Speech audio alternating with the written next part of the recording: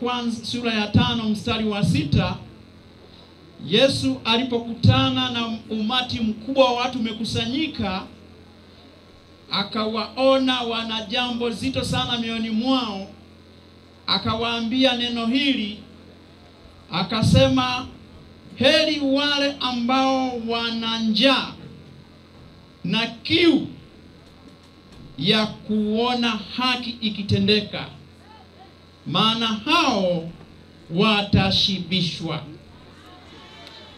Kiu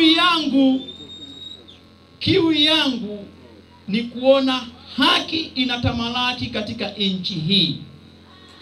Kwa hiyo tunapokuwa tunamuomba Mungu, na leo mkutano wenu mkizindua habari hii, ni kwa ajili ya haki.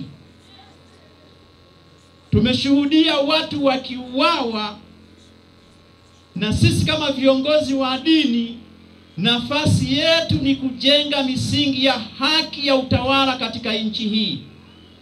Haki jinsi ya kupatikana ni pale ambapo tutakuwa na uchaguzi, ambapo viongozi wataenda kupata au kuchaguliwa kwa haki. Na kwa sababu hiyo basi, maombi haya yakajikite katika jambo hilo. Sidhani kama kuna mtu ambaye hapendi haki. Kwa hiyo mtu ambaye atanuna haki inapoendelea kutamkwa, huyo atakuwa sio mtu wa Mungu. Sasa napoenda kuomba kwa ajili ya haki, kama unaamini utasema amina. Kwa jina la Mungu Baba na Mwana na Roho Mtakatifu, amina. Mungu, tunakushukuru kwa sababu tumekusanyika mahali hapa kwa ajili ya kuitamka haki katika nchi yetu.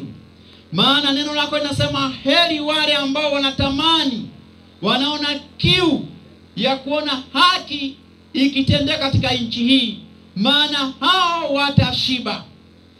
Watu wa Mbeya na watu wa Tanzania kwa ujumla, wale ambao wanaona kiu ya haki katika nchi hii, kama unaamini ya kwamba Mungu anailinda nchi hii, basi itikia maneno haya. Bwana ukawabariki wote ambao wanatenda haki, sema amina. Amina. Wale ambao wanafanya vikao vya siri kwa ajili ya kufinya haki ya watu, Mungu kawafedheheshe kwa jina la Yesu, sema amina. Amina. Wale wote ambao wanakusudia kufanya haki ikapotee katika nchi hii, watu wakachague watu wasitangazwe, wakafedheheshwe katika jina, sema amina. Amina. Wale wote ambao watanuna hawataki mfumo mzuri wa uchaguzi, wakafedheheshwe, sema amina kwa jina la Yesu. Mungu wetu na Baba yetu wa mbinguni, wewe ni kishindo, ukaleta kishindo katika nchi hii. Tunataka katika nchi ya Tanzania tukawe na mfumo mzuri, tukaweza kuchagua watu, ili watu watakaochaguliwa wakatangazwe. Mifumo yote ya udanganyifu ikafedheheshwe kwa jina, sema amina. Amina.